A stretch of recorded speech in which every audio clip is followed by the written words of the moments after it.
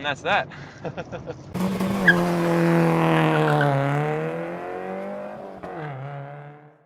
Hi guys, and welcome back to Threadcast's full proper review of the 1999 Daewoo Lanos SE.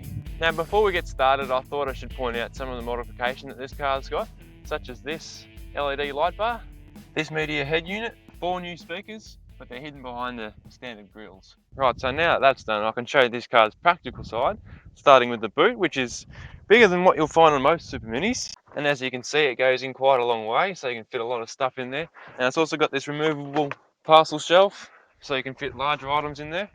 And you can also fold down these 60-40 split rear seats, just like that, but then they don't go all the way down. So it does make it very hard to fit longer items straight in. And then there's this massive boot lip, which can make it harder to lift boxes out of the boot.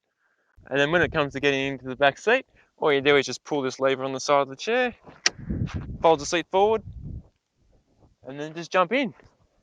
And then once you're in, you realise for a Super Mini of this size, it's actually pretty roomy in here. I mean, I'm 6'3" and 3/4, and well, yeah, I know my head's hitting the roof, but it's not hitting it by as much as I thought it would. And these seats are actually quite wide as well, so you can easily fit 3 people across.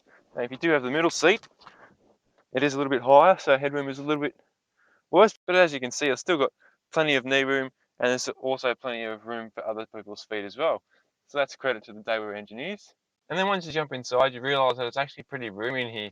I mean, I've got just enough headroom, and the steering wheel's within easy reach as well.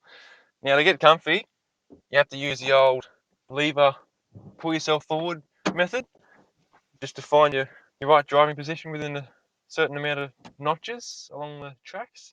Now, if you are a bit shorter, then you might find it a bit harder to get comfortable because the steering wheel doesn't have any tilt or reach adjustment at all. So the steering wheel is where the steering wheel is. And then to get the seat belt, if you like to put the seat a fair way forward like I do, then the seat belt's going to be a long way back because it's all the way back on the B pillar. So you're almost going to dislocate your shoulder to get it. So I give my arm a hand with my other arm to reach it. And then once you punch it too long, you're right to go. Now before I set up, I just want to point out that this car does have a few build quality issues. For example, the window winder on the front right door has actually stopped working, so you can't put your window down at all. And the window winder for the left door has actually come off, so both windows are actually pretty much redundant. Now one of the things that I do like about this car actually is the sound it makes. I mean, the first time I drove it, I didn't expect it to make anything at all in the way of noise, but let's have a listen to this.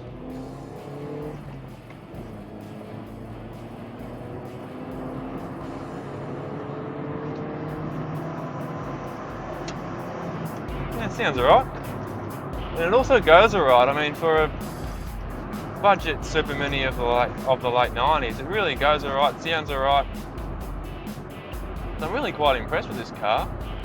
Obviously the lack of power steering provides maximum feel and feedback through the steering column, so that obviously increases the driver's confidence when really pushing it through some turns. And the throttle response, I've got to say, the throttle response is just sublime. I mean, you just go near the throttle, just boom, boom. I mean, every input of the throttle that you give, the car returns with instant response. I mean, there's no delay at all. Now, I can't say the same thing about the brake pedal and the brake feel, because at the top end of the pedal, there's really nothing happens at all. You really have to just push through that, and then you start to get a bit of feel and a bit of braking force. And the ride, well, so long as you're not driving over anything other than nice, smooth, perfectly surfaced roads, then it's not going to be too bad. But if you're driving over anything other than a small imperfection, driving over speed bumps in town or paddle grids, and that's when you really start to feel this car's ride. I mean, driving over a bridge now, and you feel that going over the expansion joints, I mean, you probably can't hear it, but you feel every single one, well and truly. So it is a really firm ride. The car crashes over any small bumps and potholes in the road. And then when you throw it into a corner, it seems to be a threshold at about 80% of the car's ability, where it just goes from no body roll to heaps of body roll straight away, which is a little bit strange, I found.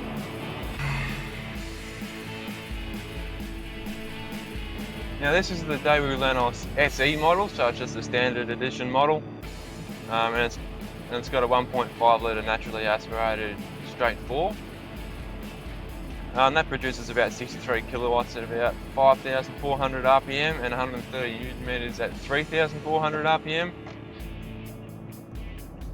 But there's really no point telling you the RPM at which those figures occur, because this car doesn't even have a tacho. You're not going to have any idea when those figures occur. You're just going to have to go from feel when the pulling power stops, and that's you probably reach 3,400 RPM, and then yeah, change up.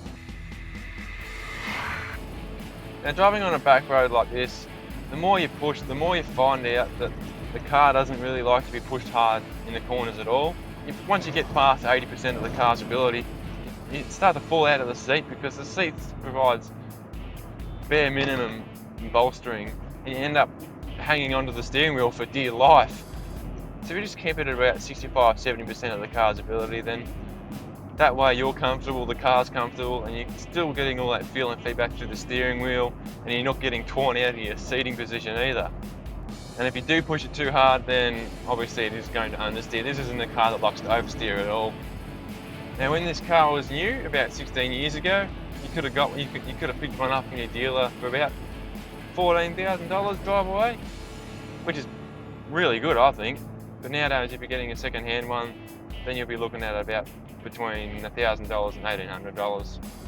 Now it is a 5-speed manual gearbox, and because it's got such short gearing and it's only got 5 gears, when you get up onto the freeway, you can hear the engine buzzing away, and because it's got no tacho, you got no idea what RPM you're doing.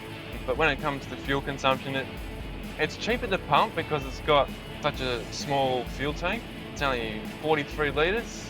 If you're driving a fair bit in this car, you're going to be filling up a fair bit in this car. I filled this car up from empty the other day, and that was $51. So you lay about $50–55 per fill, and you should be right to get about 800 k's out of this thing. Now this car has got a noisy cabin as it is on tarmac roads, but when you drive onto a dirt surface like this, it becomes quite loud indeed. Now like I was saying before, it only understeers on tarmac, but on dirt you can get the rear end to come out a little bit, which does make it a lot more playful, and on loose dirt like this, it really doesn't take much effort at all. I mean, all you got to do is just turn in, lift off,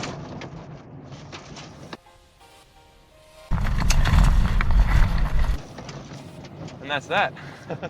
You've got a bottle of water to take with you on your long journeys, and you're not going to really have anywhere to put it because there's no in-car storage for bottles really. I mean, you've got this spot here, but if you put it there, as soon as you accelerate, brake or turn, it's just going to become flying debris, isn't it?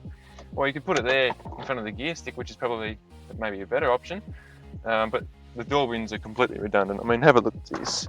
You can only fit like paper in there. So there it is, the 1999 Daewoo Lanos SE in all its glory. It's a car that, while being a 3-door super mini with a hard ride, minimum build quality and minimum performance, still surprises with its cabin space, boot space, engine note and fuel economy. So if you're in the market for a budget super mini to get you from A to B, then this could very well be your car. Now if you'd like to keep up to date with all of Threadcar's videos, feel free to subscribe to the Threadcar YouTube channel. That way you'll get a notification each time we make a new video. And if there are any other aspects of cars that you'd like me to cover in future reviews, please let me know in the comments below. Thank you very much for watching, and I'll see you in our next video.